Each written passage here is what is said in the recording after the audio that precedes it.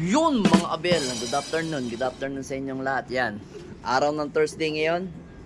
Siyempre, kargahan ng kalbayog ng BBC. At anong oras na? 3:05 na ng hapon mga abel. Yan, piniprepare natin yung ibon natin para sa kalbayog lap ng BBC. Dalawa isasakay natin doon, si Peter 3 at saka si NPL na si Pete. Yan, so ayan yung mga breeder natin. So yun, maaga tayo magpapakain ngayon ng ibon. Ayan o, kikita nyo, yan yung ating kalapatids mix yan mga abel. So yan is may halong sap flower. Yan, hinahalo ko ng sap. Yung ating patuka. So ngayon, meron din tayong mga pakawalang ibon. Yung mga naka-winter natin, yan mga abel, nandyan sa taas. So yung iba, hindi natin pinakawalan. Mamaya sila re-ranging mga bandang alas 4. Yung mga ibon natin na panglaro ng summer ng BBC. Yan. Saka yung ibang young bird. So, sasalpak nga natin tong kanilang pagkain mga abel. O, yan. Okay, kain na kayo. Then, yung mga ibon naman natin dito is tatanggalin natin dito. Yung ano natin. Yung mga naka-display natin. Dalawang young bird yan. O. Mga bata. Yan. Pakainin natin sila. Baba ka muna dito. Ano? Peter, ayan o, baba ka dyan, kain ka muna dyan. Yan, kain ka muna dyan, yan. Yan at nalabo ang ating ano. Ayan yung ibon natin, si Peter o, nakakain na o. Ito si Pete, yan. Yan o, si Pete yung blue bar at saka si checkered, yan. Kain muna kayo, yan. Para makondisyon kayong maigi. Para alright na alright yung inyong kondisyon. Ayan, nagwawala yung mga ibon natin dito sa labas, gusto nang pumasok. So yan, kain na. Kaya maaga ako nagpapakain kasi mga abel. Mamayang mga 5:30 o 6 is babiyahe tayo papuntang Angeles, doon sa Lasatin Binigar. Kasi doon ang kargahan ng last 2 laps ng BBC.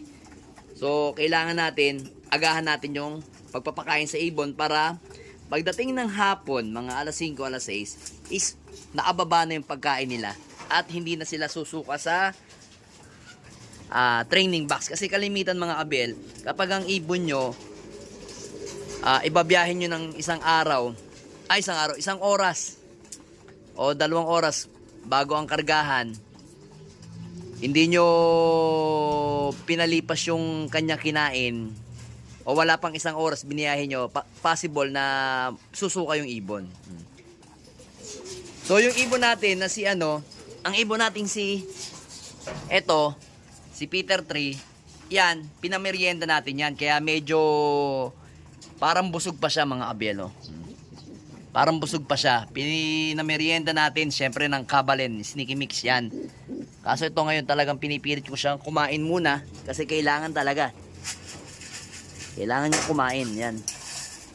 Yan. Pinipilit ko kumain para hindi siya maanuhan. Kain ka muna, yun, no. Taas ng taas eh. Busog na busog ka na ba? Ha? Sandali, mga abel, hawakan ko lang ha. So yun nga mga abel, medyo busog pa nga siya. Medyo puno pa yung kanyang dibdib. Pero itong mga to, yan, no, kagaya nito. Itong brown natin na to, si Jimmy D, yan is pangkarga naman yan tomorrow sa Candon, Ilocos Sur. Then yung isang yun, alam ko, itong isang to is sa Tagudin ata to. Oh, ay, bigan. Yung isa si itong iba na to. Yan, yun, yan. Si Kimura, yan. Pang ano natin yan, pang bigan. Tapos ito. Tapos ito mamaya may karga ngayong Webes sa Tarlac City, yan. May karga din yan. Alin pa ba yung may karga? Para mamaya, sinong kasama mo? Alam ko may kasama pa yan dito eh. Asan yun? Ayan yung blue bar na white feather. Ayan. At saka ito. Okay, paanohin natin para makakain sila ng maayos. Pasok. Yan. Yan. Kainin natin sila dyan. Yan. Pabayaan na lang muna natin sila mga abel. Kasi gustong pumasok ng mga ano natin, no? Yung mga young bird natin na iba. Ayan, no? Ito. Siya, no? Yan yung mga young bird natin ng winter mga abel, no? May nalipad-lipad na. Hindi pa lang naronda. Yan. Ayun, yung isang yan, yung pan-summer natin ito. Ito. Jimmy D yan. Yan. So dito nga muna tayo sa mga breeder natin. So ngayon mga abel, ito, pag-usapan lang natin sandali ito.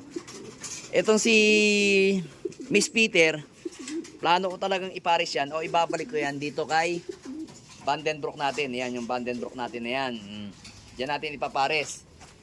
Then, ito namang si Peter Maselan.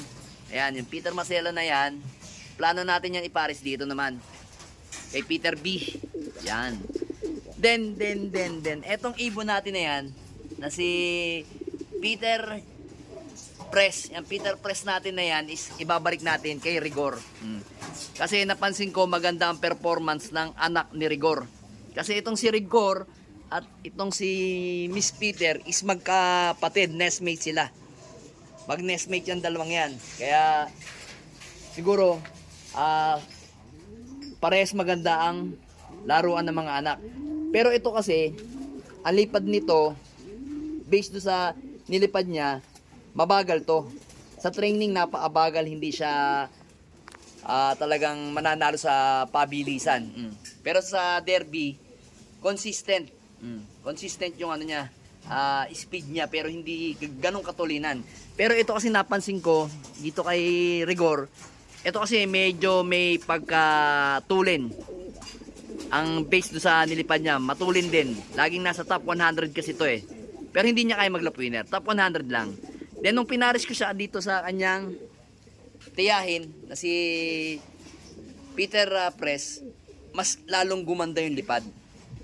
Mas lalong gumanda yung uwian ng mga anak nito. Kaya yun ang balak natin. Then, eto, diretso rin natin tong dalawang to, ililipad din natin yang, kasi ito, huling breed natin ng winter, yan, dalawa. Pero yung second clutch, pang south na natin. Then ito, winter din to, yung second clutch, pang south na rin natin yan mga abel. Kasi ito tong si Pastel at saka si Jimmy D, pinalalaki muna nila ng ganitong edad, ang kanilang mga young bird yan, no? Parang ganito, yan o. Yan. Bago sila uli mag-egg. Yun ang gusto ko dyan sa mga yan. Hindi sila yung pagka ganyan palang kaliit yung itlog, young bird. Ang gagawin nila, mangingitlog kaagad. Sila naman hindi. Kaya magandang breeder tong mga to. Ayan. Then yung iba, ito kasi, ang pinipisa nito ngayon, si Kup at saka ni Stitch na yan na pangalan to. Victor Lim na to. Third Giselis na yan. Yung pinipisa nila is anak ni, ayan, anak nito, ni Peter B at saka ni Kimura. Yan, anak ni Kimura. Yan lang yung muna. Kasi yung iba, gagamitin natin, ito, kagaya nito. Ito muna. Ito kasi, ito tingin nyo, nasisira yung buntot. Gustong-gusto na kasi, landing-landi na si Peter Malapot. Si Peter Malapot is, gagamitin muna natin siya ng pang sitter ngayong South na 2026. Ipapares natin siya kay Litar. Kasi may plano kasi ako doon sa mga lahi nito. Magsisitter ako dito. Dito magsisitter ako dito. Tapos dito magsisitter din ako dito para mapadami ko agad yung breed ko, mga abel. Hindi muna tayo gagamit ng mga ibang ibon. Kumbaga yung tested muna natin mga ibon, yun ang mga gagamitin muna natin sa South. Ito naman is yun din, gagamitin ko muna silang sitter kasi hindi ko muna sila gagamitin ng panlaban kasi nga mga bata pa to. Ayan, mga abel.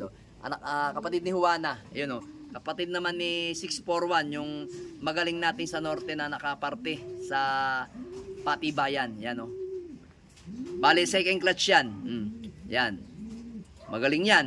So, halos lahat mga lahi na ng natin yan. Vandenbroek, mga winner na natin yung mga yan. So ito, titingnan natin kung saan muna natin ipapare si foundation bird natin ng press. Yan. Kasi plano ko, hindi ko muna siya gagamitin ng South. Gagamitin ko muna siyang sitter muna doon sa ibang natin, kay Jansen President, kay Jansen Kimura. Ayan. Basta, update ko kayo sa mga ibon natin. So dito lang, ang gagawin lang muna natin is magkaarga muna tayo sa sa kalbayog ng ng BBC. Ito muna yung antabayanan natin. Kailangan natin focus natin yung mga ibon natin sa BBC. Aray ko, nalalaglag. Ayan si Jimmy D. Ayan. Gusto na nang kumain dito.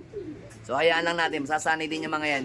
Gusto ko na sana pakawalan, kaso mga ano pa, mga itong paparating na ng next week yan. Sigurado, roronda na yung mga yan. Pero for the meantime, focus muna tayo sa kalbayog natin. At kay Peter 3, yan. Kay Peter 3, focus muna tayo sa mga ibon natin na panlaban ng BBC. Kasi live tayo dun. Yan, oh. Focus muna tayo dito. Yan, kay Peter 3.